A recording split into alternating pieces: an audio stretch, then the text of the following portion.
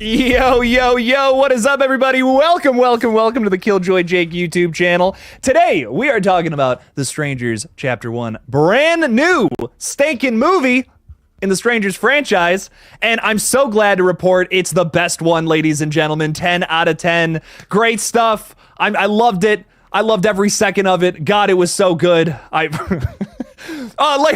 No, I'm just joking. If you guys saw my review, you know I'm lying to all of you, but it's okay. We're gonna get into talking about the film, and I want to hear from everybody. I want to hear everybody's opinion because I know some people out there really did enjoy it. I want to hear those opinions. I want to start this out by saying that listen, I personally was not crazy about it. You guys probably saw my review yesterday, but this is a safe space for everybody's opinions and takes. So I want to hear it. If you liked the film, please put it out there. These are the people I'm maybe the most interested in talking to tonight because I'm very interested to hear what everyone's take is on the film. I don't want this to become an echo chamber too. That is so boring, man, for me to just come up here and say this movie sucked. Well, that's no fun. You know what I mean? Okay, we got it, Jake. You know, fucking relax, dude. So I'm very curious to hear everybody's take, and we're gonna get to it in just a sec. I have a special guest on tonight, one of our fantastic supporters. Can't wait to bring him on in just a second here. But let's say hello to a few of the wonderful guests we have out in the crowd tonight. What is up, Lighting Ghost? How's it going, my friend? I expect this film to be bad, but not that bad. Literally copy everything from the original. Well, no spoilers yet, but you might be onto something. That's what I'll say, Lighting Ghost. I will give you guys a warning before we get into spoilers too, and then I'll put a little tag or a little warning somewhere on the screen. We'll make it happen. Julie, how's it going? Welcome. Julie is saying, this will be fun. Felt so bad for you in your review video. Julie, don't feel bad for me. I'm so glad that I get to talk about horror movies, and I like seeing the bad ones too. I love the good ones. I love the good ones a lot, but I even enjoy watching the bad ones sometimes. Julie, thanks for hanging out with us tonight and talking a little Strangers Chapter 1. Welcome in. Julian was not a fan of the Strangers Chapter 1, saying sad to say it was bad. Oh, I think I'm with you, Julian, but we're gonna deep dive into this bad boy all night. I'm excited. Paula Fitzhenry, what's up, Paula? How's it going? I may be a little late, just getting home tonight. It's all good. Don't worry. Maybe you're here now. If not, all the love to you, my friend. Thanks for being here. Thank you. Robert, what's up, Robert? You're the I am of wife of Mary Penna. Hello. Oh, I know Mary. Hello, Robert. Welcome in. Thanks for being here. Twilight Sparkle Fan 2006. I'll never get sick of that name. I love it. I think this is the first time in KillJoy Jake history that a movie gets a 0 out of 10. Correct me if I'm wrong. I don't know if I've given out a 0 out of 10 before. I think the biggest reason I gave this film a 0 out of 10 is no spoilers, I just felt the majority of it was stuff this franchise had already hit on. And the fact that the biggest scenes of this movie were that, or things were just spoiled about it for me, that's kind of why I was just like, this movie did nothing for me. It might have done something for you, that's all good, but for me personally, it did nothing. I could have gone without seeing it, in fact, and I still would have gotten everything out of this franchise I could have. So that's why it's a 0 out of 10 for me. I mean, Halloween Ends at the very least does some pretty cool stuff. You know, it's got some good kills. It's got some good characters. It's got some weird shit too that I wasn't crazy about, but it's still a 3 out of 10 to me. It's got some substance. It's got something. This movie doesn't got that, in my opinion. Once again, spoiler free for right now, but we'll dive a little deeper into it in a bit here. Coop de Oof, what's up, dog? How's it going? Welcome in. Bro, me and my dad were going to see this tonight, but we canceled our tickets because of all the reviews.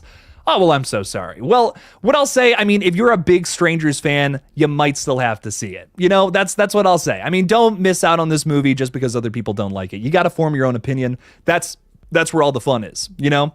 But if you're just like, I'm trying to save money, want to save up for maybe a ticket for a different movie down the line that I'm a little more excited for and has some better reviews, I understand that too. But Coop de Oof, thanks for hanging out with us, buddy. It's been a long time since I've seen you. So welcome back. Denisha Lane is with us. Thank you for being a mod and a channel member. Appreciate your support, my friend. Thank you for being here. Thank you. Welcome. Sarah is with us tonight too, another awesome mod. What's up, Sarah? How's it going? Sarah's coming on the channel soon with Ryan C. Showers. Very excited for that. It's going to be fun. We're going to talk a little bit about Scream 7, which I know some of you are dying for. Some more Scream talk. It's been a minute, so we're getting to it. Blucka says Jake gave 0 out of 10 to Bloodlines and JC4. Never forget. I did. You're very right. So this is the 0 out of 10 club. Pet Sematary Bloodlines, Jeepers Creepers 4, and The Strangers Chapter 1. You are right, Blucka. Look at Blucka go. I didn't even know that. I made the fucking videos. I didn't even know that. Look, Blucka, you're killing it. 10 out of 10, buddy. You get it. You get a 10 out of 10, but not this movie. Jordan Caleb is saying, what is up with the Stranger franchise protagonists being very unintelligent? There are some dumb decisions in this movie. No spoilers yet. Nothing yet. We're getting to it. But whew, there's a decision in this movie that made me like want to walk out. I was like, what? No one would do that. No one would do that in this situation. It's crazy. Crazy. Austin Daniels, what's up, Austin? How's it going? Going. What's up, Austin? The film wasn't great, but I'm giving it the benefit of the doubt because they stated long ago it was a trilogy. You're very right, Austin. I'm kind of with you. I'm kind of with you. You know, kind of. There's potential. Once again, no spoilers yet, but there was setup for things in chapters 2 and chapters 3. It's nothing that I'm like losing my mind over, but it's like this could go somewhere and be cool. And potentially be original. We'll have to see, though, Austin. We'll just have to see. Thanks for hanging out with us tonight and talking little strangers.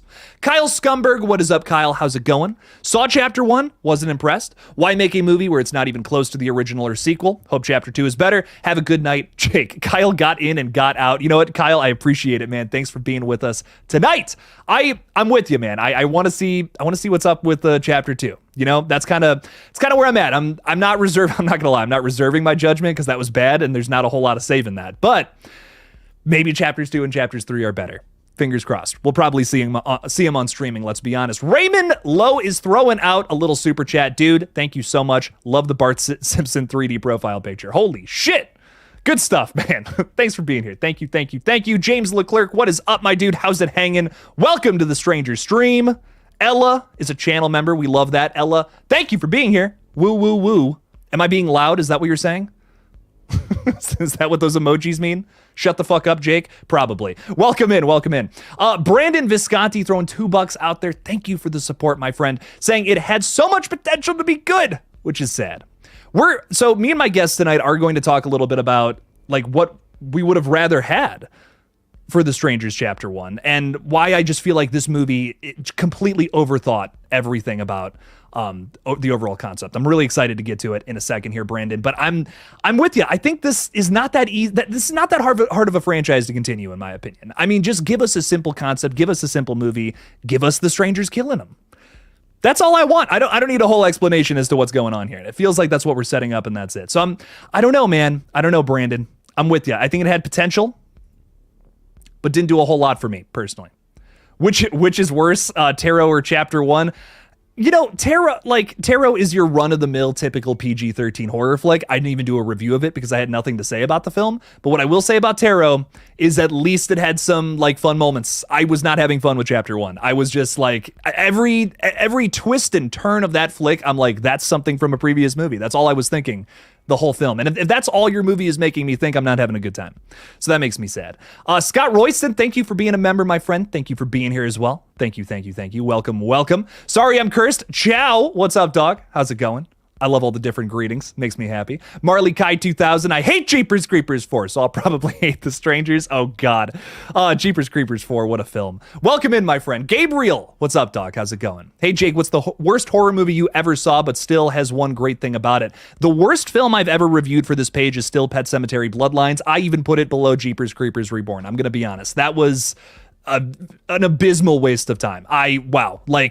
Horrid. I just not a fan at all. Feel the Screams podcast. What's up, my friend? How's it going?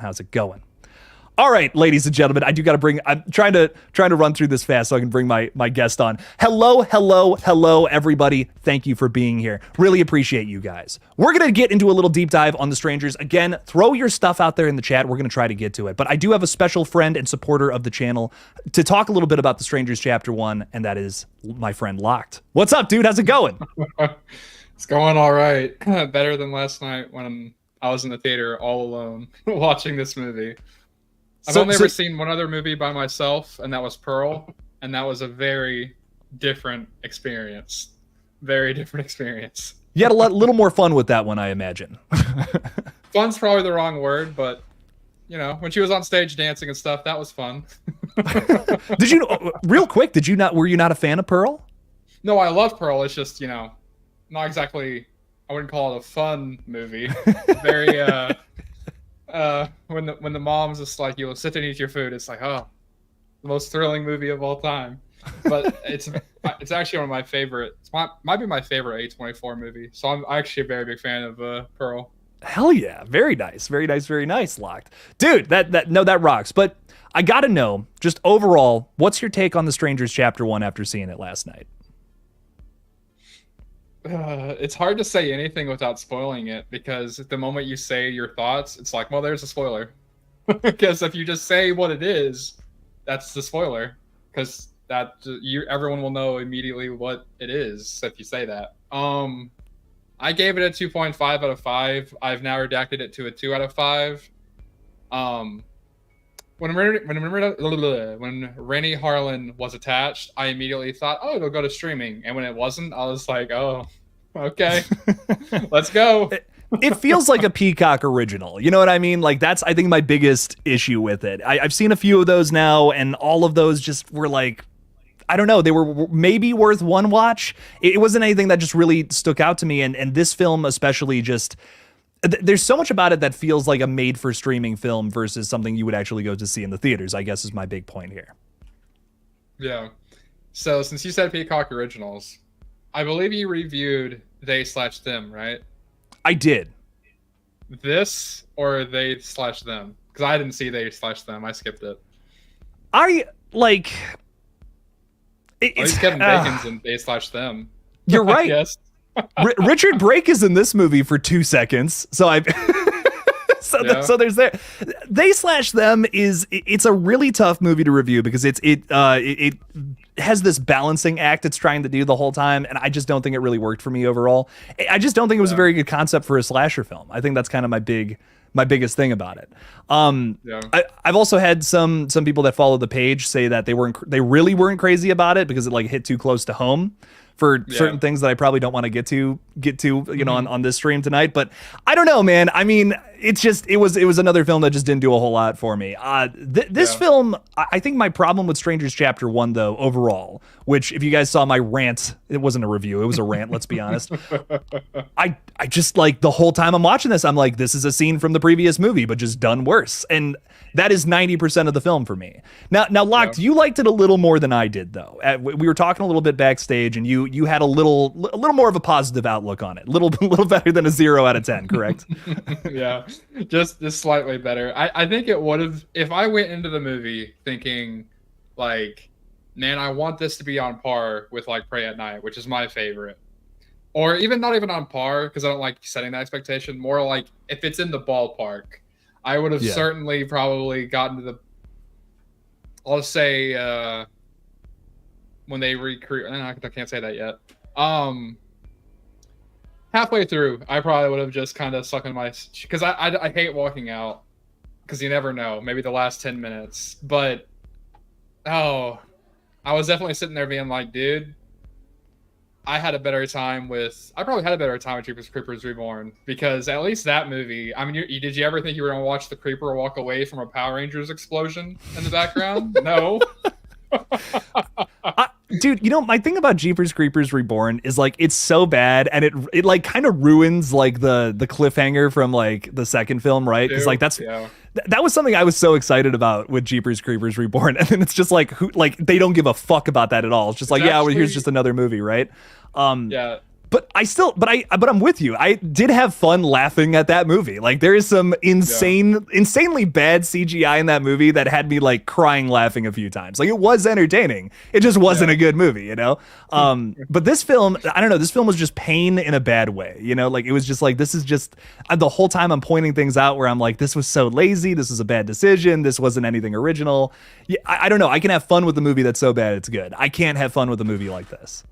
Yeah, I think I was so detached from my excitement for it. There were scenes that were ongoing that I thought, oh, well, if they would have just done that, that would have actually been a pretty cool scene. And I don't usually do that when I'm watching a movie. I'm trying to engage with it. But I think after they pulled into town, that's not really a spoiler. I think after that bit, I was like, no, okay, I know what this quality is, because like it's immediately obvious the kind of quality you're getting based off of just like the lighting. Like, it looks like a streaming movie, and there's good streaming movies like Prey, but the average one, like on Netflix right now, that's what it kind of looks like. Yeah, no, I do feel you on that. It does feel like it just feels like you're straight to streaming Netflix, Peacock Paramount Plus movie, and I don't know, Yeah. man. I don't know. I don't know what happened with this film because I really think that there is franchise potential with The Strangers. It's just you got to boil it down to something simpler. Like this is a movie that's trying to be like it's very overcomplicated. The concept down to the concept of these new movies. Like the idea for a new Strangers was to build 3 new movies that were going to tell and explain the story of these characters, which completely ruins the mystique of why that original film was so special. I criticized Halloween Ends and The Exorcist Believer especially for like not understanding what made the original film so great, but this is the worst offender in my opinion. Like this is like I don't even think they watched the first 2 Strangers films. Like that's how off the beaten path this film is. I think, well, let me rephrase that. I think they watched those films and just took notes as to what those scenes were and why, and like, oh, well, if we do that, it'll work. But that's not how movies work. Now, Locked, I do have some comments from the audience that I want to throw up here because we're getting some really good ones in the chat. Fort Misery Gaming, what is up, my friend? Welcome, welcome, welcome. So is this shaping up to be the worst horror of the year, Jake, with bombs like Imaginary, Night Swim, Strangers, and Tarot? Locked, I'll throw that to you. Is this your least favorite horror movie of the year so far? Well, if I'm being completely honest, I've not watched many of these because I've been just avoiding bad movies. Most like the only reason I went to go see this was because I love those first 2. So I was like, screw it. Maybe Rennie Harlan can make, Man in the Mask put on sunglasses as he pushes someone down to the sand like he did with Freddy. Maybe it'll be fun. And he did not use the Rennie Harlan flair. But it'll be the most offensive because like Imaginary and Night Swim are just Blumhouse disasters. Tarot is just like there was a movie like Tarot last year, wasn't there? Like your normal PG-13 real bad horror movie. I can't remember what it was. There's a movie every year like Tarot, like Boogeyman. I think was another one that's kind of similar. Yeah, that was the one I was thinking of. So I do agree with. I really like how you phrase that though. Like I feel like this is the most offensive because it just totally misunderstands what it's trying to continue. Where like Imaginary, Night Swim, Tarot, like these are just your run of the mill PG-13 horror flicks that are never really that great. With some, of course, some outliers, some exceptions along the last like 25 years or so. But yeah, I feel you. I think like maybe on paper those films could be arguably worse, but this film didn't understand what makes The Strangers so scary, and that's why I'm like I liked this less. Like I would rather watch Night Swim or Imaginary again, I guess. So no, you make a really good point, I think, with that. Ella, one of our members, what is up again, Ella? Hello again. Saying, after this release, I feel so McFucking nostalgic. I like that. For Pray at Night rollout. What do you think? So Pray at Night's your favorite. Do you want to elaborate on that a little bit? Give me a little hot take there. Yeah. So admittedly, if I was going to speak on like structure, I do think the first one's structured a little better. It's less ambitious though, in terms of like, they have this whole trailer park and they actually try to have a soundtrack where the first one mostly plays with silence, which is cool. But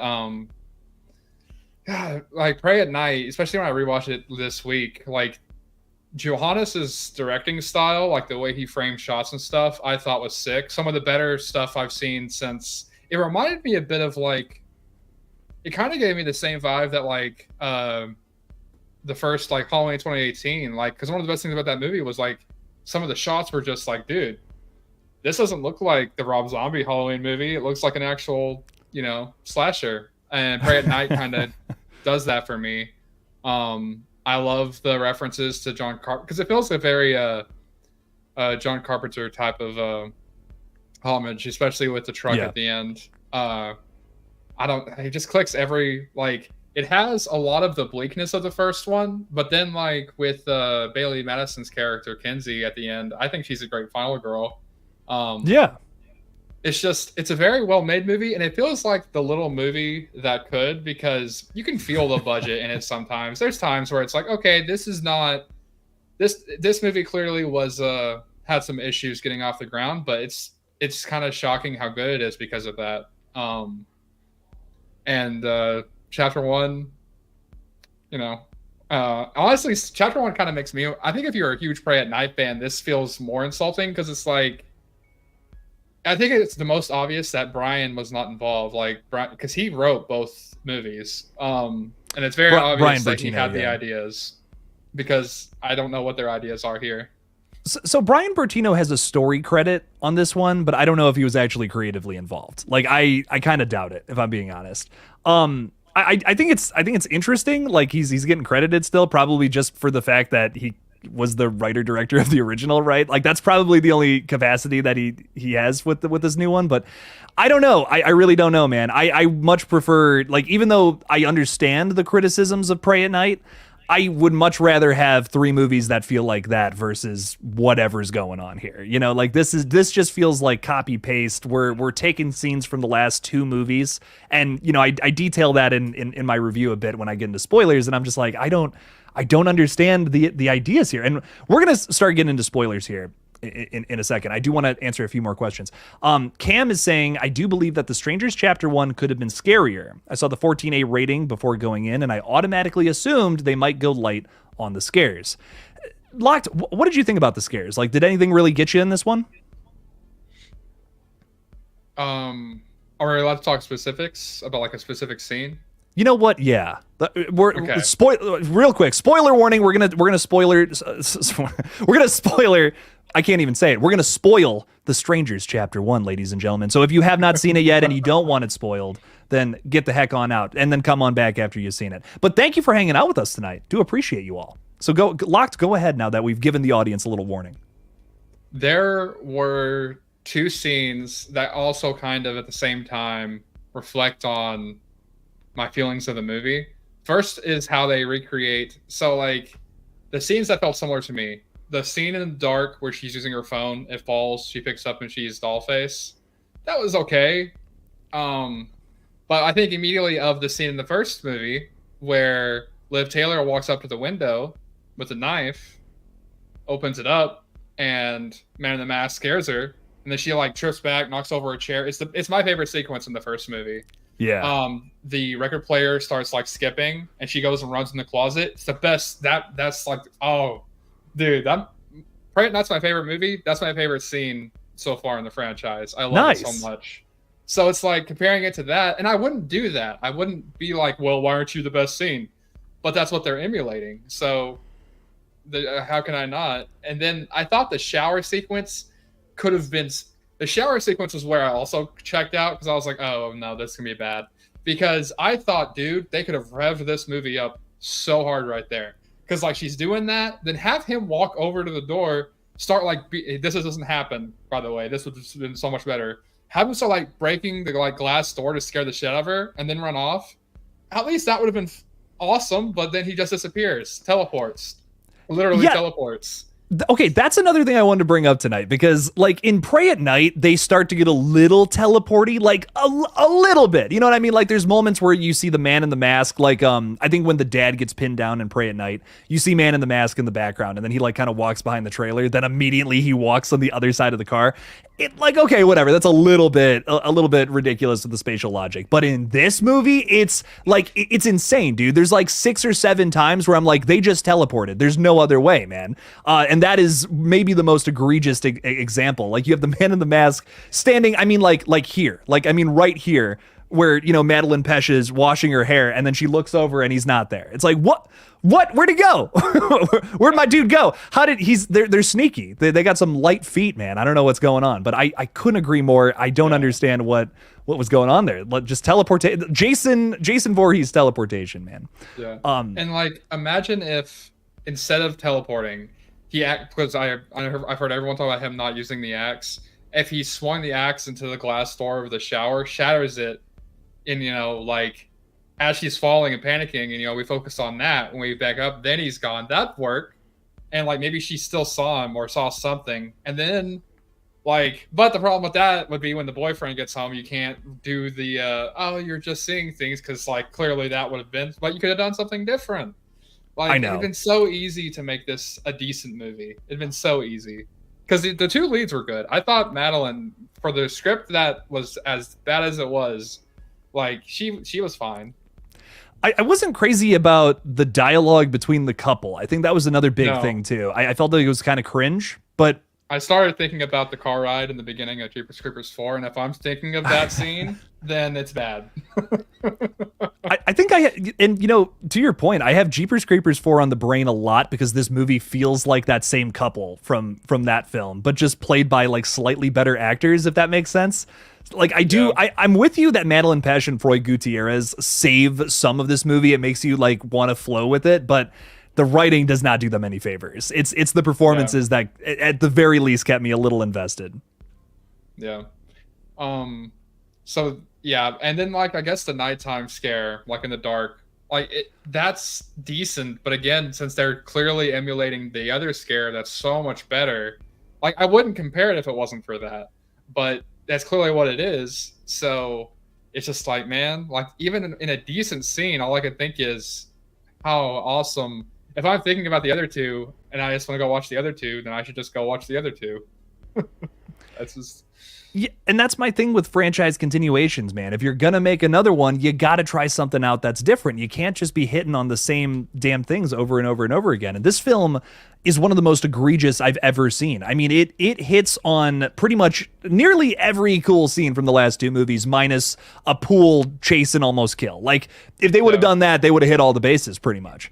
And it's kind of nuts. It's almost like, wow, you guys really just wasted my time and money. That's nuts. Sarah Campbell has been a member for 18 months. Holy moly, 18 months. Also, hey, locked. Sarah, thank you for your support. I really appreciate you hanging out with us tonight, talking a little strangers, getting a little strange up in here. I can't wait to talk Scream 7 with you in a couple, like a week and a half. Is that right? I don't know. On the 29th, we're talking a little Scream 7 with Sarah and Ryan C. Showers. I'm very excited for that stream. It's going to be a lot of fun. Sarah, thank you for being a member for 18 months. Holy crap. Hopefully another 18 more. I can't wait. Sarah, thanks for hanging out with us tonight. Appreciate you. Thanks for being a mod too. Speaking of Scream, I saw in your review you talked about like Scream 6 and like why that works for you and stuff. Like the reason that the Scream 6 finale works for me, whether it's two, one, Scream 2 is a Scream movie that I'm not as high on because like I think the scene where Gail and Dewey are like, we gotta go watch the videotapes. Like as good as the Gail chase scene is, the stuff we have to do to get there is like you go to the specific room with a specific TV that Ghostface has ready to go with the video. But anyway, the reason I like Scream 6, regardless of the fact that the finale is basically the Scream 2 finale, is I feel like the parents are totally different characters, where Billy's mom is more reserved and letting things develop in like a slow burn. Detective Bailey, he is like gunning for them the entire movie. Like if he killed Sam in the first 20 minutes, he'd been fine with that. He just so I don't know. I feel like there's so much more screen time for Bailey, and he's a totally different Ghostface, that it still works for me because it's the same kind of, but the characters are so different that I'm like, okay, whatever to me. And dude, yes, you took the words right out of my mouth. I mean, like, sure, they have the same motive. You know what I mean? Mrs. Loomis and Detective Bailey. Sure, like, you're right about that. But I do feel like they're different characters because of the way that they're approached. I mean, sure, it's a little more, I think it is actually even a little more obvious that Detective Bailey is our Ghostface. But I think there's some fun to be had with that, because I think Scream 6 isn't necessarily going for trying to be the best, murder mystery in the whole franchise. It's a little more punk rock. It's a little more rebellious than that. And I think that's what really worked for me about it, and why it spoke to me. And that's why I also understand why a lot of big Scream fans weren't crazy about it. They felt like it was maybe, I think I can also see the same take of, well, it's a worse version of 2. I can see that, but it has its own unique voice, its own flavor. This film, on the other hand, I feel like is like kind of soulless. It lacks personality, but then it tries to do those sequences that Brian Bertino did so well with his own flavor. And you remove that, and then none of this works. I think that's the biggest detail about this flick that just did not at all land for me. And it makes me really sad, because I don't feel like a whole lot of passion was put into this, even after Rennie Harlan talked so positively about being so excited to be a part of The Strangers. Now I don't know. Now I don't know if I can trust the guy anymore for chapters 2 and 3. Yeah. I mean, the moment I saw Rennie Harlan attached and listen, Dream Master is probably the nightmare movie that grows on you the more you rewatch it, because it's just so, it doesn't have the weird stuff that 5 has. It's just really fun. So, give him credit for that. But I mean, like we were saying earlier, his last horror movie that I could tell was a horror movie when I was scrolling through his IMDb was The Exorcist: The Beginning, which I don't think most people even know exists unless you were like alive then. Yeah. So yeah, if anything, I wanted Rennie to inject. If Rennie made this in the 90s, I'm sure it would have been totally acid trip filled and epic. But at this point, it feels like they were like, well, 50-year-olds that really love Rennie Harlan are gonna be like, hell yeah, Rennie Harlan movie. So yeah. That's how it comes off, They're kind of just like parading him around as someone who's worked on other franchise films, and I think that sucks. That's just not the way to do it, man. Get somebody who's inspired, I don't know. Evil Connor, dude, TBH, this feels like Blumhouse's The Strangers. We were kind of talking about that a little bit behind the scenes, Locked. What are your thoughts on that? Yeah, I think so. I'll give that Megan is a more inspired Blumhouse movie than what they've done since Megan. But I think the last great Blumhouse movie, which shocker because it was Scott Derrickson, was The Black Phone, and it's been a long time. It's almost been 2 years. We're coming up on 2 years. Well, I'm not really Lionsgate. Their last time they messed with like a franchise, they own Saw, right? Yeah. Okay, disregarding Saw, the ones that I can remember is like the Texas Chainsaw movies that they made, 3D and Leatherface, which honestly I'd watch both of those over Chapter 1 because 3D's a unintentionally hilarious movie. But at the same time, if you're a huge TCM fan, those two movies are... Leatherface feels like the kind of level of effort. No, that movie had more effort than this did because at least you could tell they were fans. They just didn't have the budget. Yeah, I don't know. I don't know what Lionsgate was thinking, honestly. It's because like just combine the budget and the effort of your 3 movies and make one great Strangers movie. Like, because I don't know. Everybody, like, I think everyone from a studio perspective is just looking at that Halloween trilogy and, the trajectory of where Scream is going right now. They're looking at that and they're saying to themselves, how can we recreate that with our own horror trilogy and make a bunch of money? But that's also the problem. You know what I mean? We're putting the cart before the horse by announcing 3 films all at once. Like, that's not what they did with Halloween. That's not what they did with Scream. They waited until it was a hit and it worked. And then they were like, okay, yeah, we'll do fucking 2 more. Why the hell not? That's the biggest problem, in my opinion. You got to make something that works. And the biggest problem with this, and I don't know. I haven't seen 2 or 3 yet, but I would predict that 2 and 3 are better because I'm listening to what like Madeline Pesh and director Rennie Harlan, even some of the producers, Courtney Solomon, the way that they're talking about this flick, they're saying like, okay, we're kind of like bringing the new audience in with this one. It's kind of like the same. It's a familiar movie. They're beating around the bush. They're trying not to say it's the same movie you've already seen. Because they want to get to the weird stuff that they're going to do and explaining the Strangers. I don't know, man. Like chapters 2 and 3, I do feel like are going to be better. Are they going to be 10 out of 10s? I don't think so. But I think that they could be something that is at least at the very most minuscule thing, something at least original in this franchise. Yeah. I mean, I'm at the point where I would actually rather have a film that just explains the Strangers because at least that's something different. That's something we haven't had yet, even though it would totally shatter the mystique. Yeah. I mean, if you're correct about the reveal, though, would that not be worse than this movie?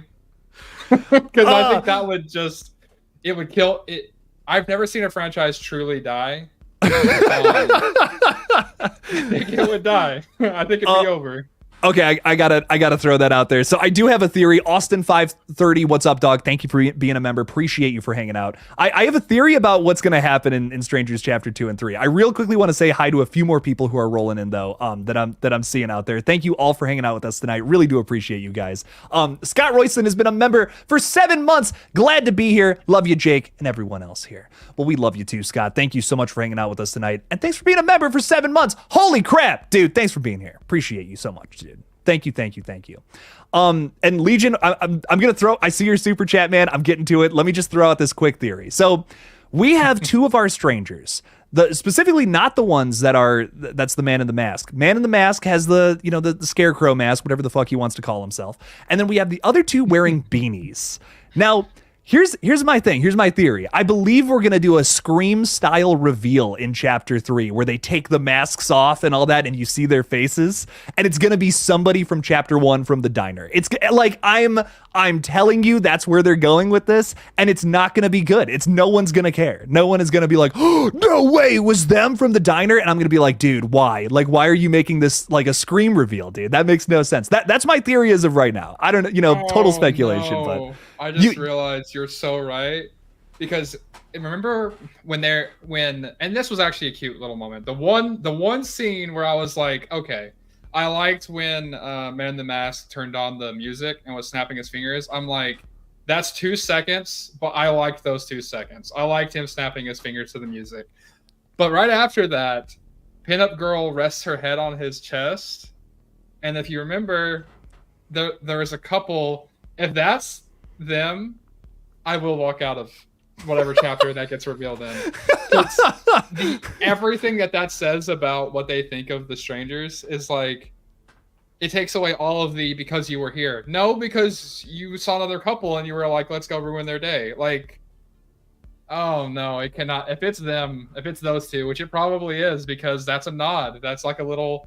Like I was like, oh, that's cute, and now I'm like, no, I hate that now, because that probably is those two. Oh no, dude, it's totally them. I think you're so right. Oh, man.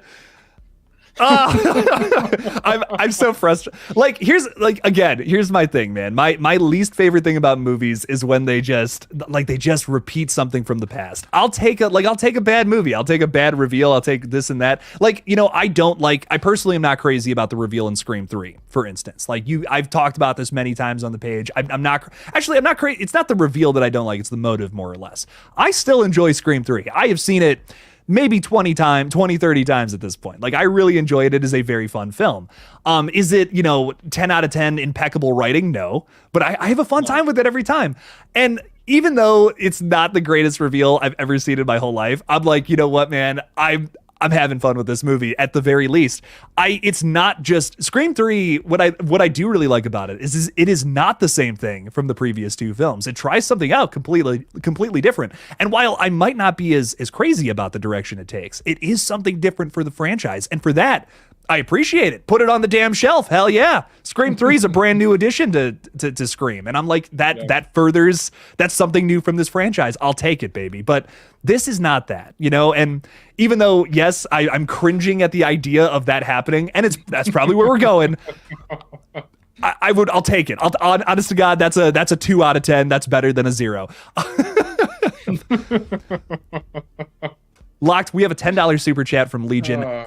Dude, thank you so much. Really appreciate you. Saying The First Strangers is scary as fuck. Watched it last night, and I'm going to watch Pray at Night tonight. Love your horror stuff, Jake. Thank you so much. Jakey boy, keep killing it out there. Dude, thank you.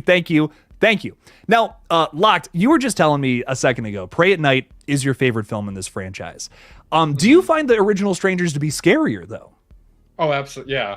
I actually have a funny... I had a weird upbringing when it came to horror movies, because I should not have been shown them. The 3 horror movies I remember from my childhood were the first Jeepers Creepers. I was like 5. What the hell were they thinking? Because most of that's fine, but that ending. And then Texas Chainsaw Massacre 2003. I was like 7. Again, what were you thinking? And then I was in middle school, I think, right around that time. First Strangers comes out. For some reason, they're like, here you go. And it scared me so bad that we had to leave the house that night. I don't remember why. I had just been eating spaghetti, I think. I took my fork, stuck it in my pocket, and held on to my fork the entire rest of the night. I was bugged out, terrified. Dude. So yes, the first movie is scary as shit. See, that's a wonderful story in my opinion. I love when horror movies can do that, man. I love when I'm not sleeping at night because they scare the fuck out of me, man. That's wonderful. That's wonderful to hear. Yeah. But I love both. That's kind of been my take on it. I interestingly enough, I have gotten a lot of comments on Strangers Chapter 1 who were saying, like, I actually liked this more than Pray at Night. Like, this one worked up for me a little more than Pray at Night did.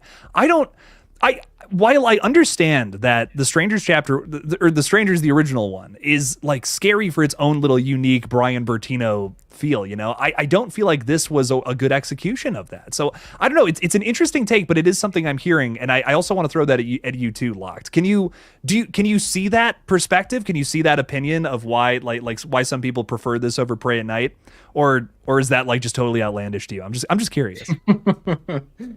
Well, my gut reaction is it is outlandish, but if I was going to, I try to be charitable, and if I was going to look at it from that perspective, it has to totally be. Well, I think that the movie does have. There are people who just love their original movies, like their to-be original Netflix. They love those movies because they're so bad, and they're like, "Dude, that's just my thing." And I'm like, I don't get that because most of them are really boring.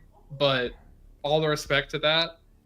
And I'm like, okay, but if I'm being like seeing it from a positive, like actually enjoying the movie, oh man, I guess like there were shots that were decent, like when she's at the door and she moves her hand over and then the axe comes in. That was an okay shot. That looked kind of cool.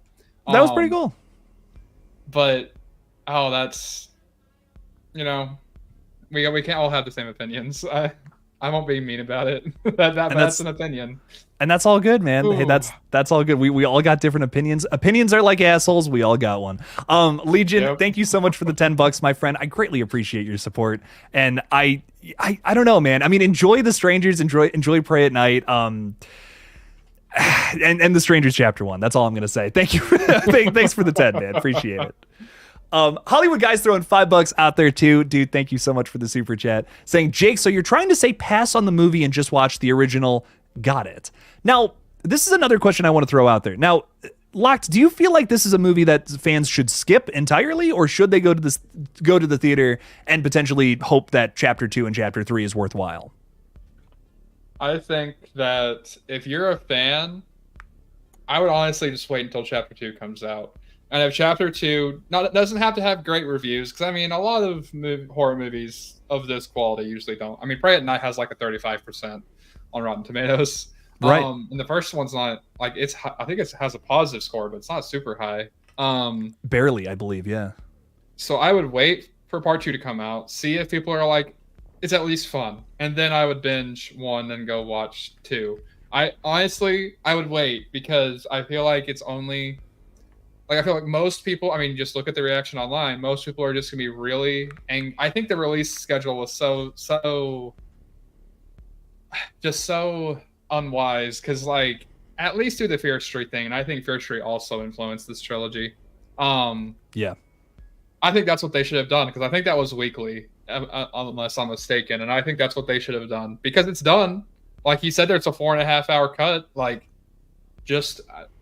Like, I get because of theatrical runs and stuff, but even then, people, like, this isn't the 2000s. If you release them every 2 months in theaters, people stop. I mean, Tarot is profitable, I think, from what I heard. People will go watch it, so unless it's Abigail, apparently people don't want to go watch that, which is a shame.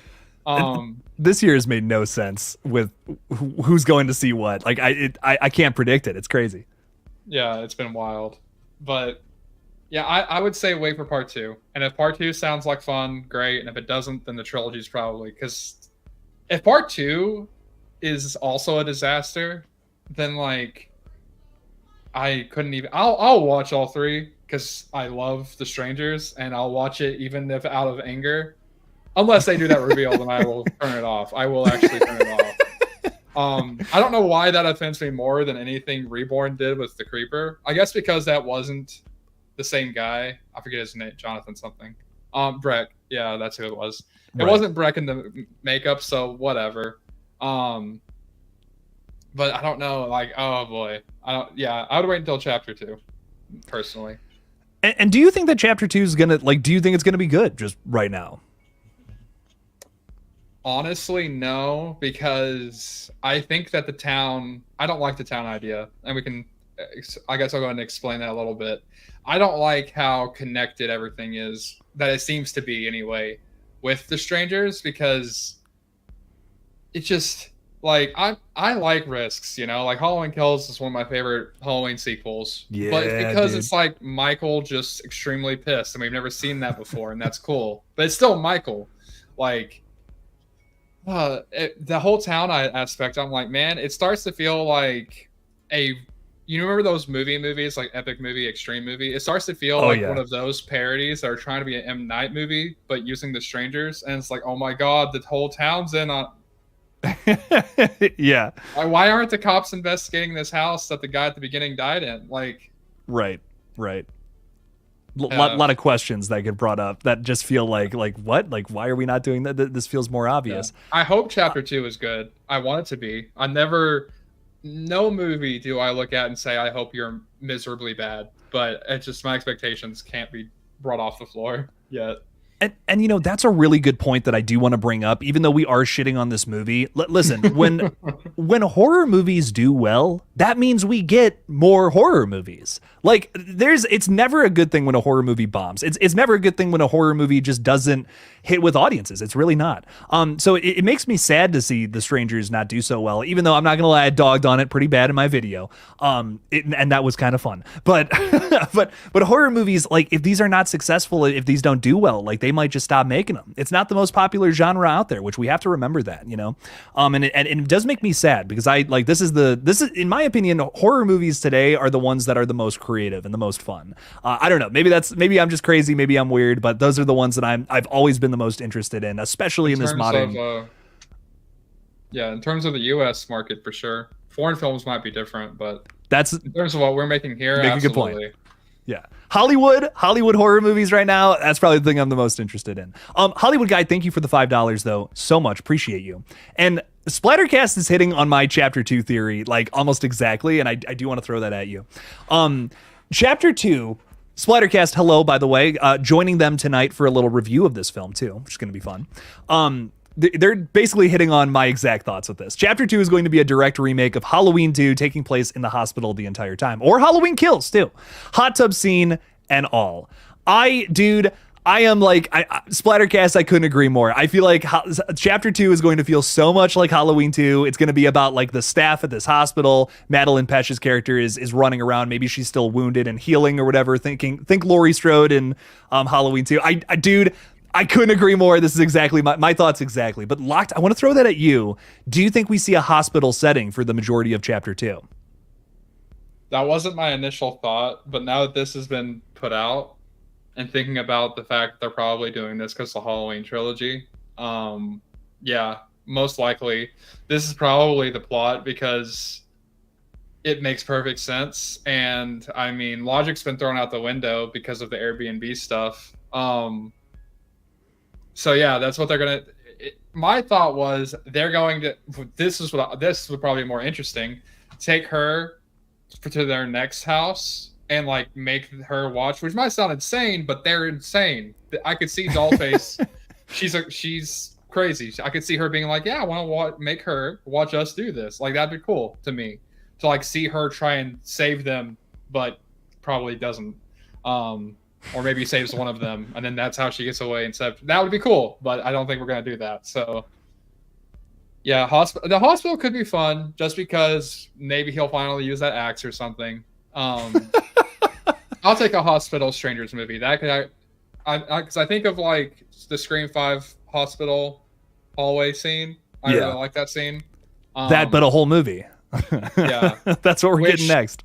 Yeah, logically. But I mean, logic's gone. I mean, he ran right past the truck that was running, so go for it. I mean, that'd be fun. That would be amusing. Well, hopefully be amusing. So I'm down for that.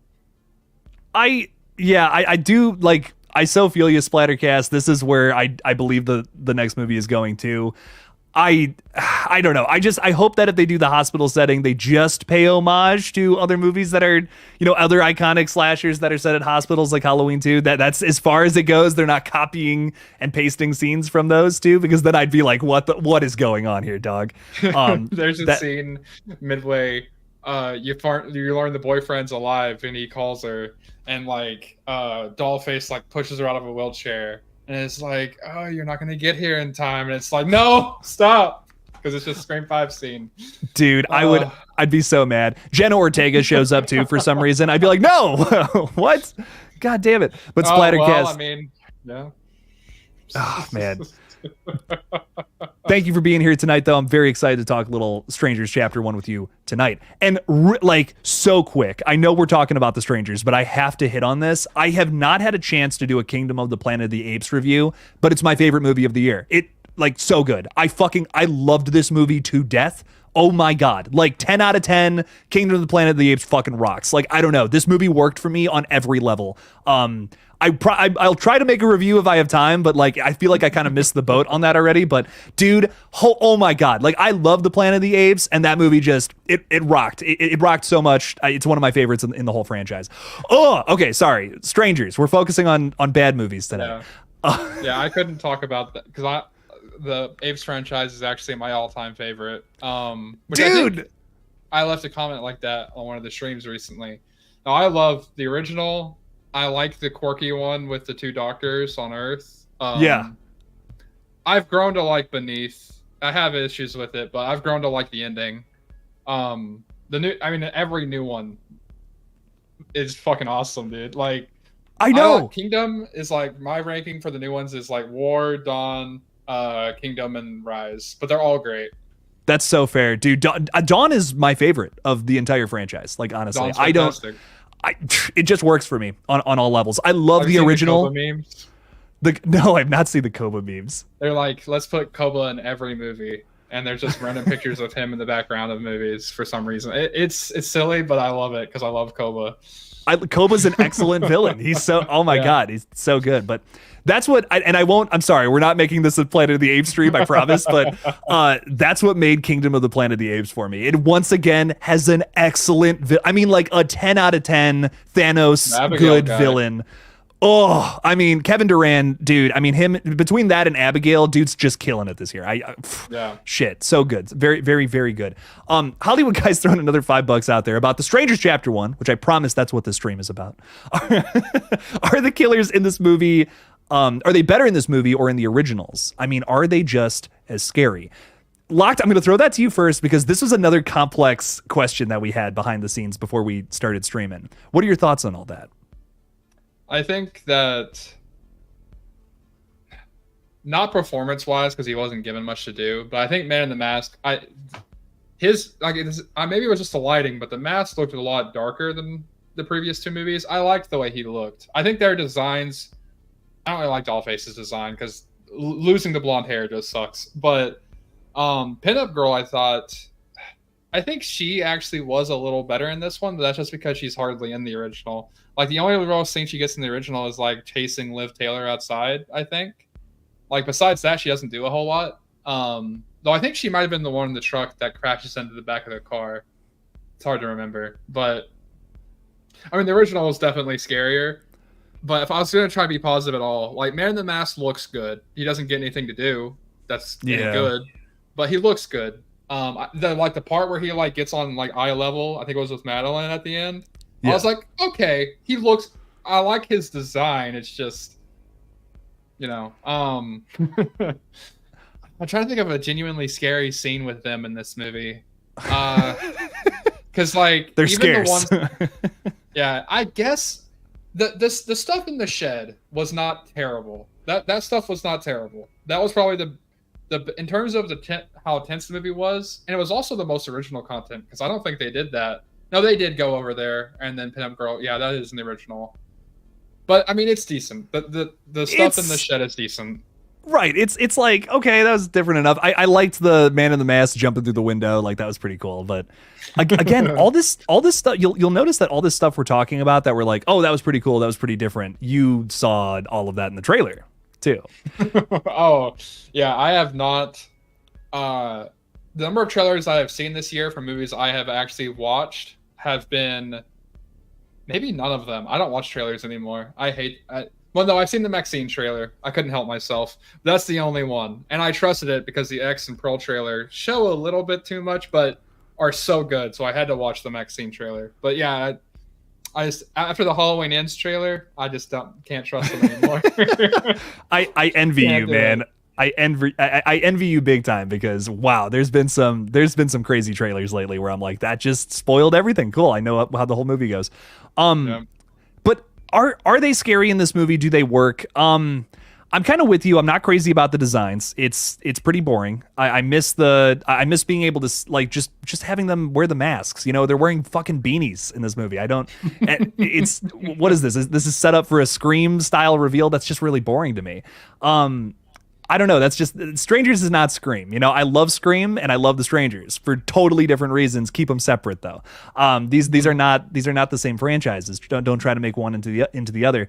I think that we were talking earlier about like the man in the mask was like kind of doing like a little snap to the music and all that. There is a little bit of character to our killers in this one. It doesn't work for me all the time though. I think Pinup Girl in the Woods is just the worst. Dollface is the worst. No. I forgot about that scene. What I hate about Dollface though is like I think all they gave her was singing that dumb lullaby. Like, terrible. Because like when she's dragging the guy, or I think it was the guy, it might have been the girl. I think it was the girl. Like she's doing the lullaby and it's just like after Pray at Night, Dollface, are you serious? Like that's, but yeah, no, the pinup girl scene, the boogity boogity boogity, I was just like, that's what it was, dude. That is exactly what it was, and I'm like, what is going on here? This makes no sense, dude. Oh, it was so bad. And it was a little tense and scary in Pray at Night. You know, when you have Dollface kind of like. Are you gonna shoot me? You know, like she knows that he's not gonna do it. There's some knowledge behind that. Like in this movie, it's just like it doesn't make any sense. They're just trying to do the same scene, but there's not the same setup, so that's why it doesn't work, and it's boring that way. So I don't know. A lot of this movie feels like copy and paste from the other flicks and they just didn't know how to translate that into something new, which is not a good way to write a movie. Don't just like, oh, that's a scene from something else, I'm gonna put it into my thing and then make it work somehow. That never works, dude. It never ever works. At the very least, when he pointed the gun at her head and she put her hands up, I would have had Pinup Girl die there. Because at the very least, if anything, it creates like the idea of one of them dying and the other two are alive. And then at the end, like when they have them in that room, the way you have it different is instead of this calm, you know, killing, they're pissed that they lost Pinup, so they go ham on. They did the exact opposite of that, but they go like Art the Clown on these two because they killed Pinup Girl. Because like that would have been awesome, like hands up, but he's like, no, I'm not, just bang. But considering the decisions he made before that, like leaving the truck that was running, and I like that because then it makes the next two movies interesting. You have two killers now opposed to three. And that way, too, you can spend more time with the two strangers that are still alive. I think, honestly, the writers looked at that and were like, oh, well, we can't kill, you know, Pinup Girl. Then it's like, well, then you don't have her in the next two movies. Pinup Girl dies like halfway through Pray at Night and no one cared. It's the most satisfying. When you watch those back to back, you're basically sitting through 2 hours of torture. And when he hits her with the golf club, I remember sitting there not in the last couple nights ago and being like, fuck yeah. Like, it's such a good feeling because finally, and then they take it right back away from you, but finally. No, but like, dude, exactly. If you were to kill one of them here, then it's like, oh, well, now we can focus on Man in the Mask and Dollface a little more in the next one. And what's one of our biggest criticisms here? Dollface kind of sucks. She didn't have a whole lot to do in this movie. You could fix that in chapter 2. And like, we were also talking backstage, and real quickly, Hollywood Guy, thank you so much for the $5. No, they were not scarier in this film. That's what I'm going to say. My very short answer. We were talking backstage a little bit about how there were so many different angles of this movie that we like the whole time you're watching it, you can kind of think of a better way they could have done it. Locke, do you want to share some of those with us real quick? Like, I don't know. I know you kind of hit on some of them already. Is there anything else that you got down there? I don't even know if these ideas are actually better. I was thinking like, what if, because they were clearly trying to do the religion, like this is not my own personal commentary on religion or anything, but clearly they were trying to do that. They were trying to make the religion thing creepy in this movie, which super cheap, especially nowadays, but whatever. They were trying to do that. I think they went way too hard with making the town creepy. So I've made the town very normal, but just very derelict. So I would have had it to where like they show up to the cafe, but there is no cafe. Or there's a shut down cafe because Google Maps doesn't always update in little towns like that. So they're like, oh, what do we do? Someone's coming down the road and they're like, oh, what's the matter? Blah, blah, blah. and they invite them to like, they're like, oh, our church is having a cookout, you should come. And then like it's Ooh. just naturally weird because like, you know, like you've ever been to the middle of nowhere, those old like very small churches, it can be kind of creepy by default. It doesn't have to actually be creepy. And maybe like the preacher gives them the pamphlet, and that's how you bring the pamphlet back, not just have the two boys look like they're on a soundstage staring at them like that. That's what I would have done. And then I don't know how exactly you said, like maybe actually have it where the Airbnb is shut down because of police investigation, and they have to stay at one of the religious people's house, and that's where, and that's that adds to the randomness of the strangers because they would have never been attacked if they didn't stop at this random people's house and could have had 4 people in the house instead of just 2. Little things like that would change it. But I mean, that's way more intriguing than what we got. I'm just gonna say, like, I'm just gonna say it. I like that way better personally. Like, that's way more intriguing because now I'm like, well, is now I have this question of, is there something wrong with the town or was that misleading? You can play it that way to where it could go either way. Now, clearly something is wrong with the town. You know what I mean? Clearly there's something going on here. With the guy dying at the beginning too, and the poster up, and they're like, "Oh, we never found him," but then his dead body we find later on in the movie. It's like, okay, something's going on clearly. Keep going. Go ahead. And I was like, I think you have natural commentary there, and you can take it how you want to, whether you're religious or not, because you have these religious people who clearly very much have an attachment to the world. These strangers are probably the most nihilistic killers we've, maybe not the most ever. Maybe that's Michael, but very high up there in terms of their nihilism, which is it clashes quite a bit with religion.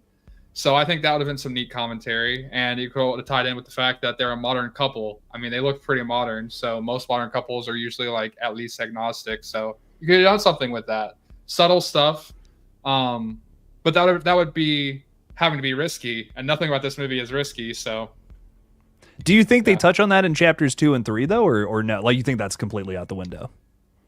I would like to see them do something with that, but I honestly think that was just, hey, you know what's religious horror today is like probably the most mediocre genre, and I hate that because I think it's a cool genre, but they don't do any, like Immaculate is probably one of the recent ones that really actually did something unique. I love Immaculate, dude. Hell yeah. Yeah, those last 20 minutes are wild. Oh my god, yeah, if you have not seen Immaculate yet, oh my god, I couldn't recommend it more. I had such a good time with that. No, but sorry, staying on track. Yes, I mean, that's an excellent ideas all around. I think that would have brought something new to the table with the strangers again, which is what I'm pining for with this trilogy, and I didn't get a whole lot of that here in this new one. Like, even the kids handing out the pamphlets, that's the same thing from the ending of the original The Strangers, and doesn't really add much yet. This could all be going somewhere, so maybe that changes, but I don't know. I'm with you. I don't think they're going to touch it. Brandon Wingert is throwing $2 out there. Thank you so much, Brandon. Appreciate the support. Saying, prediction, Madeline Pesh is going to become them. Now, what are your thoughts on this, Locked? Do you see any of our surviving characters from these movies potentially becoming new strangers? Is that something they're going to play around with, or do we just, the 3 characters we have right now, that's our killers, our main antagonists throughout this whole little series? Yeah, I know that this has always been a popular fan theory because I don't like go super far into fandom, but I see enough of it ever since like Pray at Night, since that one kind of, I mean, everyone loves Dollface. I love Dollface in that movie. Sometimes it's fun to love someone who's like psychotic, insane, you know. She's not a good person, but we're enjoying her. So I get it, wanting to see that. I think if they did the pinup death idea, they could set it up to where they're like, well, no, now you're going to help us. Like, which again, it's like, why would they do that? The strangers are not intelligent killers. They just fuck with people. So I could see like at the end of the second one, Man in the Mask just like gives her a knife. Is like, well, now you're gonna do it, you know, or something. But with the way things are going, I don't think that's gonna happen. Just because, like, I feel with the level of quality, you never know. But there was really nothing in this movie to me that insinuated that we would. I think there's a way you could have done it if you actually had some of that commentary. But because like maybe I don't know, but it's a cool idea. I wouldn't want it in this trilogy though, just because I feel like the writing quality is never going to, even if it's just fun, it's never going to be it would be a cool idea just executed like the last 20 minutes of Halloween Ends. This is, because we want to see Laurie finally get her triumphant moment. Just watch H20. But there's no setup to it. Dude, you're spot on, because it's like, if you can have good ideas, but if you don't execute them well, they won't land. And I think that's such a big thing with Halloween Ends. That's such a big thing with this movie. Well, not really. It's such a big thing with what you're pitching, though, for the future of this franchise. Are we going to try and do something complicated? Are we going to try and do something that maybe could work with a better script and then just falls flat? Like, I think that would be really disappointing too. And it would suck, because you could potentially see some potential there that goes nowhere, and that would suck. So I don't know. I'm hoping that this franchise, this new series or whatever, goes somewhere. It tries to do something, give us an explanation that maybe isn't too revealing, but is still kind of fun. We're going to find out who Tamara is, apparently, in chapters 2 and 3. Actually, I want to throw your opinion on that, though. Do you care about Tamara? Do you want to know who she is? Not really. What's weird about, I saw people were like, this was their last straw with the Tamara line. I've seen that in reviews where, because in Pray at Night it does work, because while Pray at Night does do a lot of the same retreading, and this does tie into my feelings about Tamara. While they do the Tamara line, it feels like it works because they basically just took the first movie and bedazzled it. They're like, there you go. Then in this movie, the Tamara stuff, the channel I just found, Rockin' Graves Productions, I think. Yeah, dude. Great channel, by the way. Evan is awesome. I watched his review, and he was like, the Tamara stuff was supposed to be there so they could scout out the house and see who's in there and stuff. And I was like, yeah, I mean, I didn't think that far ahead with it, but I'm like, yeah, he's right. And then in this movie, they do it 3 or 4 times, and it's just but my point though is with the Tamara is maybe one of them are Tamara. Maybe Tamara. I don't see how answering that question does any. I don't really know why you would answer the Tamara question. I'm trying to genuinely think of a way it could be cool, and maybe one of them had an abusive mom named Tamara, or maybe but all that stuff just becomes the first RZ Halloween, and I hate the first half of that movie. And I just don't really want that.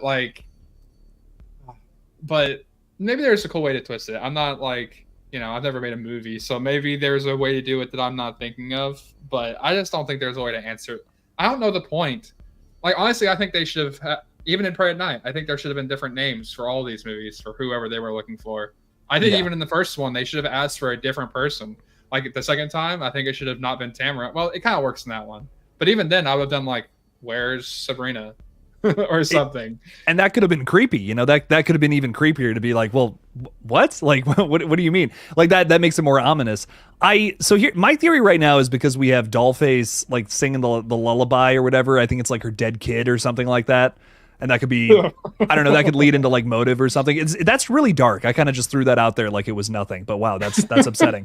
I mean, you know what? If we're playing off the nihilistic themes, that's not present in the movie, by the way, everyone, because it'd be cool if it was, and I think it is there in the first 2, but especially the second one.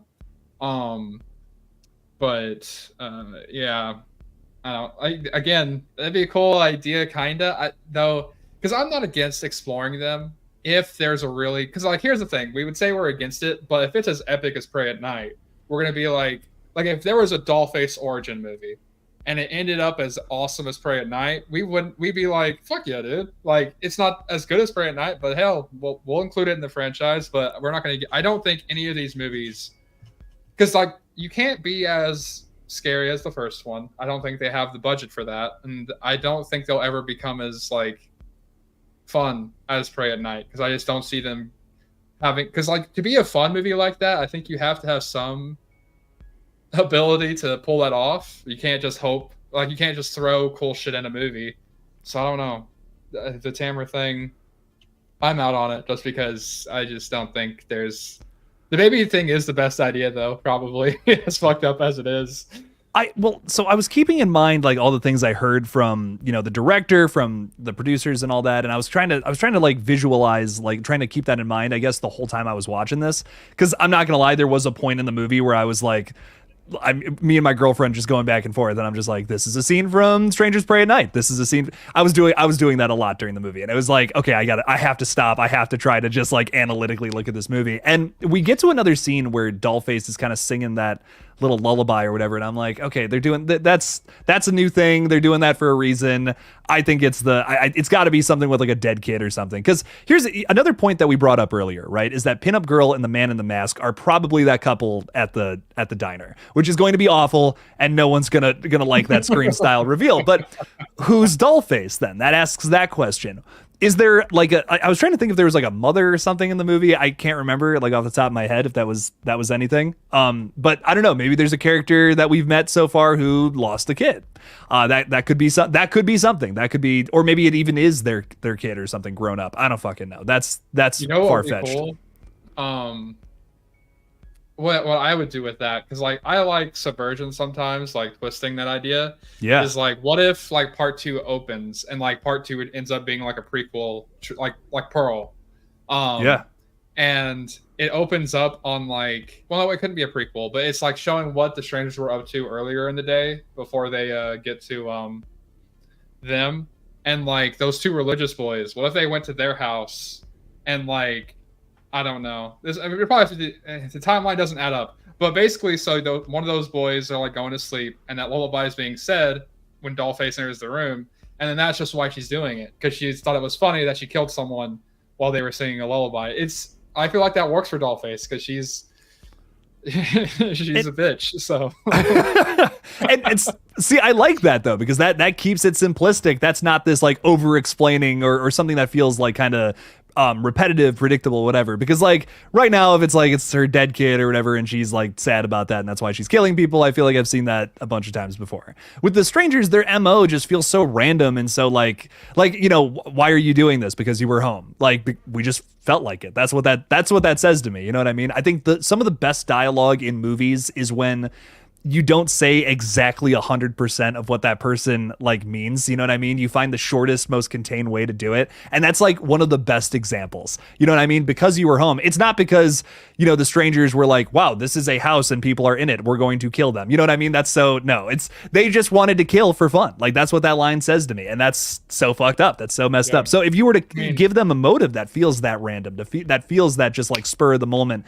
we're going to start killing people, I like that. I don't hate that. I don't hate that idea. It's more situational versus like personal, which I think fits the strangers a little better. Yeah. Because I mean, like the opening of the original movie, I was watching it after it might be before or after they do the Texas Chainsaw homage with the whole voice stuff. Yeah. You see like they're like filming all these houses, and it's pretty obvious to me when you rewatch it. It's like, oh, that's literally them like going like that one or that one, which I think that's neat. That's clearly, like, to me, that's what that opening is implying. Right. That they're like trying to find which house they want to have their fun at. And then this one opens with just a random kill that's a cutaway. Which, I mean, I don't even need gore from these movies, because like Pray at Night kind of has it with the dad, but like that's never really been the strangers. Like I don't need strangers to become like Terrifier, but right. The reality is kind of like with Halloween, as time moves on, like you're gonna keep raising the stakes. Like Pray at Night did it in such a good way. This movie, like I don't remember who said it. It might have been Cody Leach. Someone was talking about how like why would you even remake it, because there's so little to remake. Because like, what do you really do with? Because like the movie's great, but it's like 80 minutes. There's like 3 or 4 contained events that the movie kind of revolves itself around. I think it's like almost halfway when you have that cool scare at the window. Yeah. So I honestly like, it just feels so like we need to do something with the Strangers IP. I feel like I compare it to the Thorn trilogy. That trilogy has better movies than this chapter 1, but I compare it because Akkad, rest in peace, but he just really wanted to produce Halloween movies, and I think he did care about Michael, but he was a producer who didn't write stories. Um, and you could feel that to me, like when I'm watching Halloween 4, there's a good movie in there, but there are scenes where I'm watching it and I'm like, man, this just feels so like a studio was like, we got to have a Halloween movie. And that's Yeah. what this feels like. It feels like they said, we need a Strangers movie, but no one in the room was passionate about the Strangers.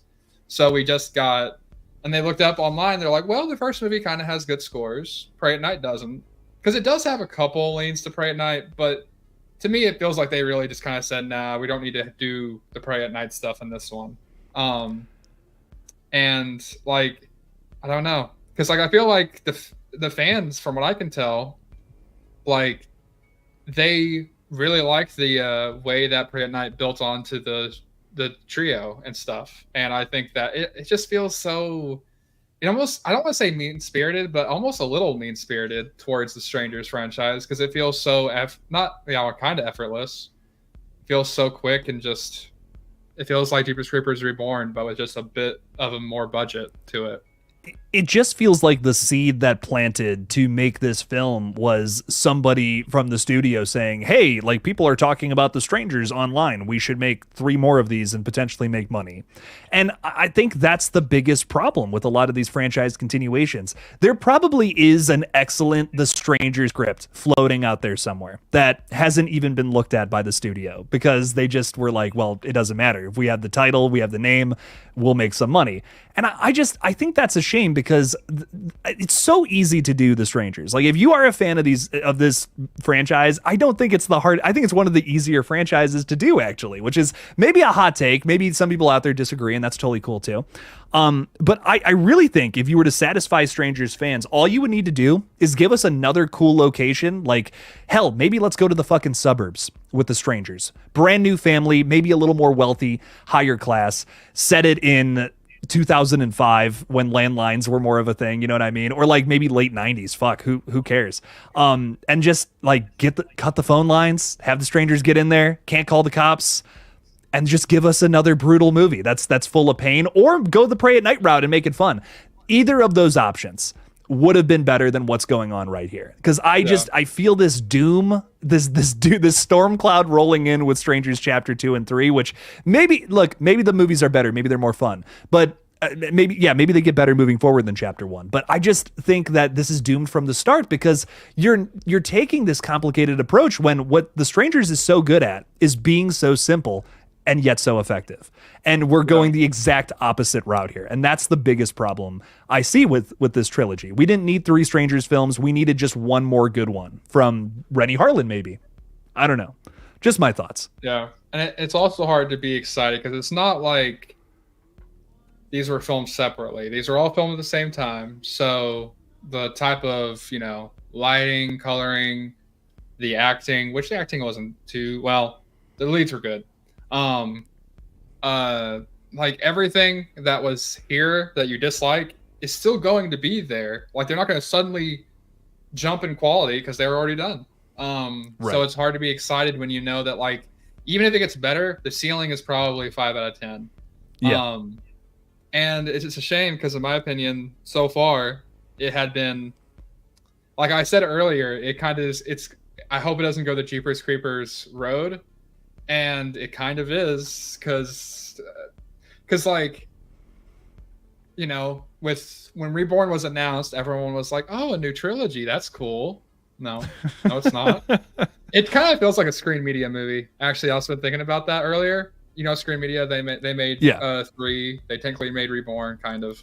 And I know some people like some of their other stuff, but generally their stuff has a very particular vibe, and very, like, the scripts are super, like, even Willy's Wonderland. I know I don't mean to, if you took Nicolas Cage out of that movie, like the teenage cast in that movie they're like stereotypes and stereotypes. Like, it feels like a Screen Media Strangers film. I would say that more than the Blumhouse one, because at least, well, no, I don't really have a lot of positive to say about Blumhouse right now. But yeah, I don't know. I feel you though, man. I do feel you on that. Yeah, I saw someone point out the Jason universe. Have you seen about that? Yes, yes. Real quickly, Brandon, thank you for the $2. We really appreciate it. We're gonna hit on a few other things real quick before we wrap this up, and that was something. Where is it? Jimmy Vorkles, almost Jason Voorhees. There we go. Fuck the That's new what they call it in Jason. Fortnite. That's gonna be the Fortnite Jason. That's funny. Yeah. Since we kind of wrapped up our thoughts, I feel on the Strangers Chapter 1. Throw out your opinion on this Jason universe stuff, man. I got a video coming out tomorrow on it, but I want to hear what you have to say. Two things. First, after I sat on it, I was like, man, as much as this sucks, it just fits right in. Because if I didn't do research on how this came to be. But so Victor Miller, the writer, is the one that's working with A24, right? Like he's the one that signed on for that. So this is the Sean S. Cunningham side of things, I would assume. So it's interesting. It's kind of it's a really complicated situation. So technically the Jason Universe stuff is Victor Miller. It is also Horror Incorporated, which is I think was Sean S. Cunningham's words are hard. Sean S. Cunningham's company, but he doesn't seem to be involved with this. Like a lot of the people who are talking about the Jason Universe stuff are like the current president of Horror Incorporated, which I believe his name is like Robert Balsami, something like that, something with a B. Balsami? Maybe. Don't quote me on that. And then more people from Horror Incorporated who are not Sean S. Cunningham and Victor Miller. All of them had some kind of quote revolving around this that I kind of talked about and dissected in my video. And it comes off to me like, because here's the thing, we're getting this news right in the wake of Crystal Lake is a fucking disaster, and they just like they just threw their showrunner out, and they're yesterday too. Was it yesterday? I believe it was yesterday or no. No, it was yesterday. Yeah, it was yesterday because I'm thinking it's Saturday. That should have been the omen for Chapter 1. That should have been the omen. Because, man, activations... I'll get to more of that. You keep going. I'll talk about more of my opinion in a second. I'm so close to being done. What it comes off to, though, for me is like Crystal Lake isn't going anywhere, like the show. So they're like, well, let's try to make some money off of this. They said they got like new merch coming. They got new video games. They got new attractions. So probably like a big haunted house or something for like Universal Halloween Horror Nights. Maybe. I don't know. I don't know, man. To me, it just comes off as we got to make some money on this because we have the rights now, so let's just do it. This is our last ditch effort to make something. And I'm just like, man, that sucks. And they specifically even said in one of the quotes, like, we can't do anything with the movies. Sorry, like that's all tied up at New Line or whatever. And I'm just like, dude, like this just sucks, man. Like it just feels like you're just gonna keep teasing us that something's coming, buy the merch, and then that's just no movement is going to happen with Crystal Lake or the movie. Go ahead. Honestly, I'm so sorry. You're good. The IGN article, I read that like all the way through, as painful as it was to read.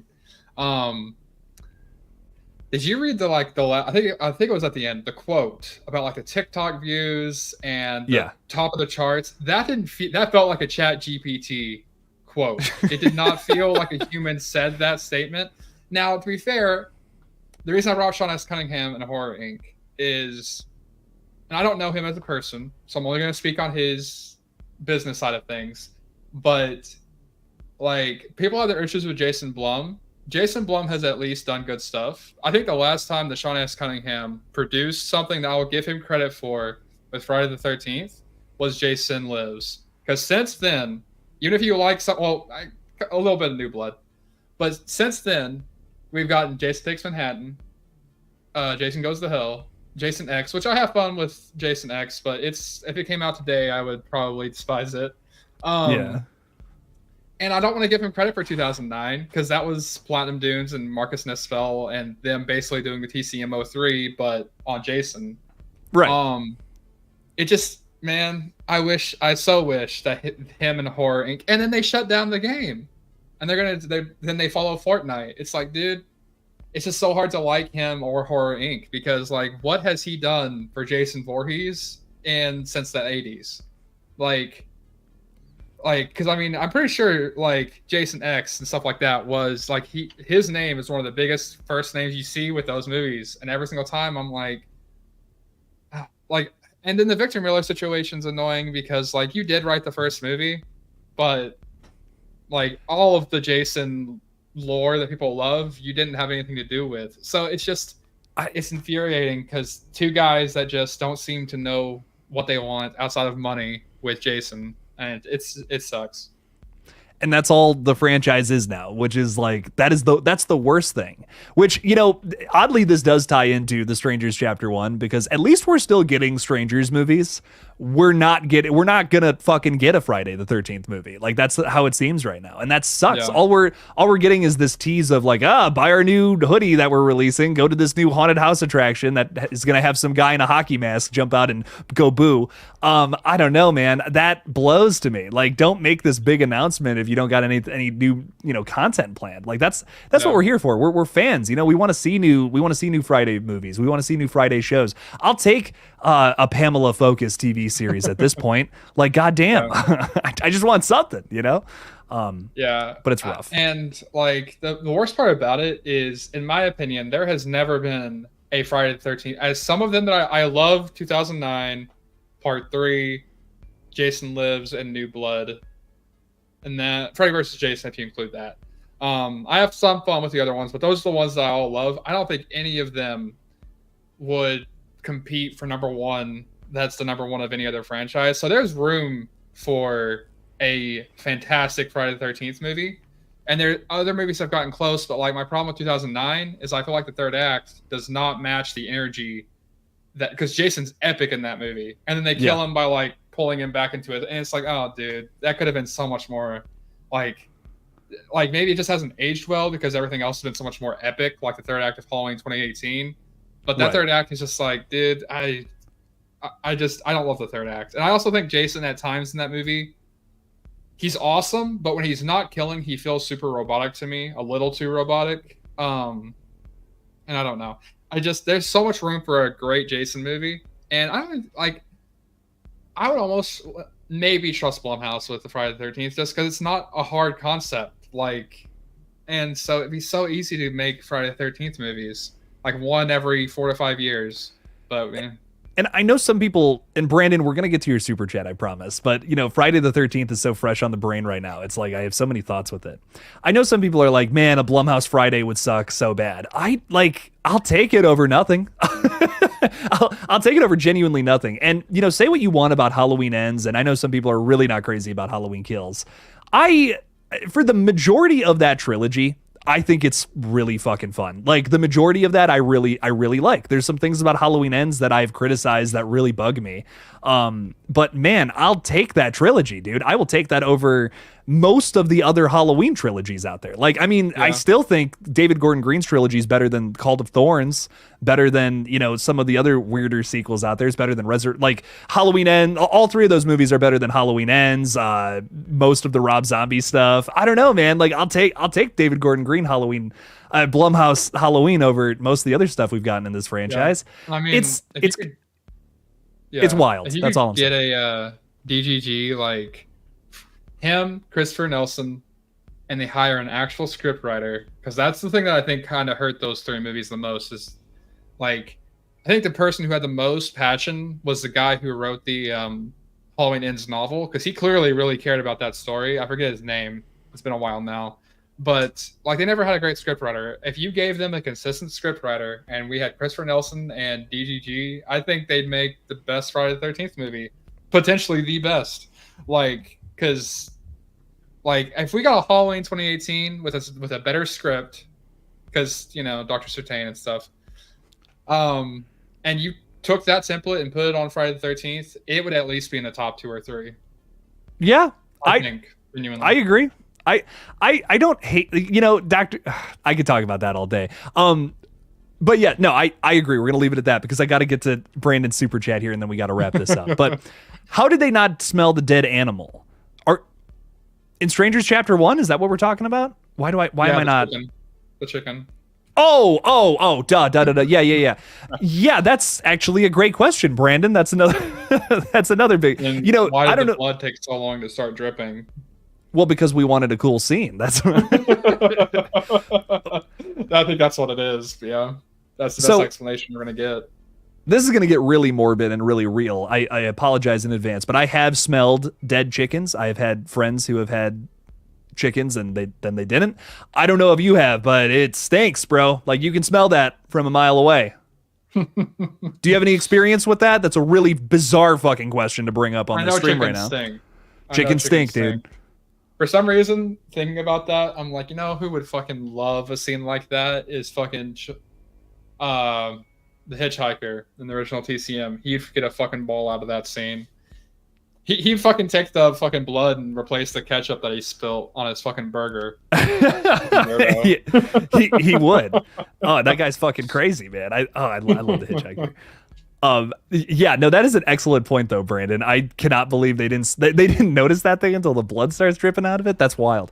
But Brandon, thank you for the $2, my friend. Hopefully they smell the animals next time, just like how they should have smelled the gas in Scream 3. Love you, buddy. Thank you for the $2. Anytime I can do a little dig on Scream 3, I take it. I'm so sorry. Apologies to my Scream 3 fans out there.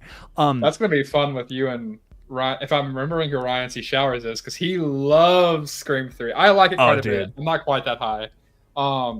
It's like middle of the my ranking. But that's gonna be a fun one. That's gonna be a fun one.